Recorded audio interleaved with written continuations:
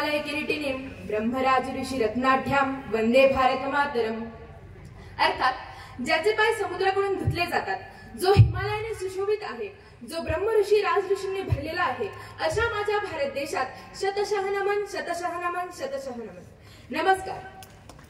राष्ट्रमाता जिजाऊ जयंती व युवक दिन महोत्सव 2024 यांतर्फे आयोजित असलेल्या जिल्हास्तरीय वादविवाद स्पर्धेत मी सहभागी आहे आणि आपल्या समोर विषय मांडत आहे, खरंच भारताची वाटचाल महासत्तेकडे होत आहे का? कुठलाही देश प्रगत की अप्रगत, अर्थातच तो महासत्ता बनू शकेल का, याचे निश्चित निकष असतात। याचे निश्चित निकष म्हणजेच त्या देशाची एकूण संपत्ती, त्या देशात असणाऱ्या जनतेचे उंचावत जाणारे राहणीमान आणि जागतिक बाजारपेठेत त्या देशाची असलेली प्रगती।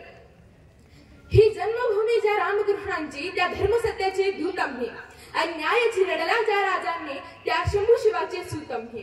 भारता तुझ्या कीर्तीची दिव्य पताका विश्वामध्ये फिरू आम्ही, तुझी परंपरा तुझी संस्कृती कणाकणात जिरू आम्ही, कणाकणात जिरू आम्ही।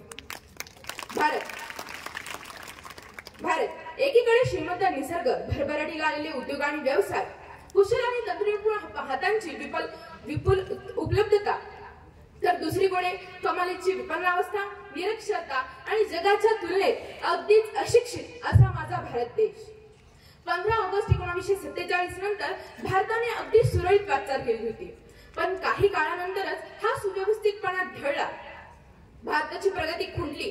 प्रयत्नवादीपेक्षा भारतीयांचा दैववादाकडे प्रभाव जास्त झुकत होता। परंतु याच काळात काही भारतीयांनी अशी संकल्पना मांडली की पुढील 2 दशकात भारत महासत्ता बनेल, परंतु ती कल्पनातीत असलेली, जी मला आतापर्यंत मिथ्याच वाटली। गुड़िया में शैतान दिखता है, मूर्ति में भगवान दिखता है, गुड़िया में शैतान दिखता है, मूर्ति में भगवान दिखता है, यह किस ख्याल में रह गया है भारत, जो खुद से ही अनजान दिखता है, जो खुद से ही अनजान दिखता है। जातिवाद और धर्म के नाम पर बांट दिया सब भारतीयों को, जातिवाद और धर्म के नाम पर बांट दिया सभी भारतीयों को, सब लोग आपस में लड़ने लगे, भूल गए देश के ईमान को, सब लोग आपस में लड़ने लगे, भूल गए देश के ईमान को। आरक्षण नहीं प्रतिभाओं का भक्षणवाद बनकर नफरत फैलाया, आरक्षण नहीं प्रतिभाओं का भक्षणवाद बनकर नफरत फैलाया, अगला पिछला दलित के नाम पर राजनेताओं ने तो राष्ट्रवाद को ही बिखराया, राजनेताओं ने तो राष्ट्रवाद को ही बिखराया। खरंच भारताची वाटचाल महासत्ता होण्याकडे होत नाहीये असे मला मनापासून वाटते, कारण जरी भारताची लोकशाही जगातील सर्वात मोठी लोकशाही असली तरी राजकीय उच्चभ्रू, ज्यामुळे भारतातील राजकारणाचे कुटुंबकरण झाले आहे आणि म्हणूनच भारतीय लोकशाहीचा खुलेपणा भ्रष्टाचाराला बळी पडला आहे। आज जरी मनपाच्या झेडपीच्या शाळांमध्ये डिजिटल बोर्ड आले असतील तरी डिजिटल शिक्षकांचा अभावच आहे। मृदपिच चंदन अस्मिन देशे ग्रामो ग्रामः सिद्धवनम, मृदपिच चंदन अस्मिन देशे ग्रामो ग्रामः सिद्धवनम, अत्र च बाला देवी स्वरूपा बालाः सर्वे श्रीरामाः, बालाः सर्वे श्रीरामाः। म्हणजेच भारत एक असा देश आहे जेथे माती सुद्धा चंदनाप्रमाणे आहे, प्रत्येक गाव हे तपोवनाप्रमाणे आहे, प्रत्येक गाव हे तपोवनाप्रमाणे आहे, प्रत्येक स्त्री ही सीतेवत आहे, तर प्रत्येक पुरुष हा श्रीरामावत आहे। परंतु तरीही एनसीआरपी म्हणजेच नॅशनल क्राईम रेकॉर्ड ब्युरोने केलेल्या सर्वेक्षणात असे दिसून येते की 2020 मध्ये भारतामध्ये 48,086 रेप केसेस, तर हीच संख्या 2021-22 मध्ये 31,000वर कशी काय जाऊन पोहोचते? आणि नंतर भारतीयांना पर्याय उरतो फक्त आणि फक्त कॅन्डल मार्चचा। या रेप केसेस पैकी 3 ऐवजी 2 या रेप केसेस नोंदणी न केलेल्या असतात। यावरून असे निदर्शनास येते की पोलीस आणि न्याय व्यवस्था यांना भरमसाठ पगारी असून सुद्धा भारत महासत्ता होण्याकडे झुकत नाहीये।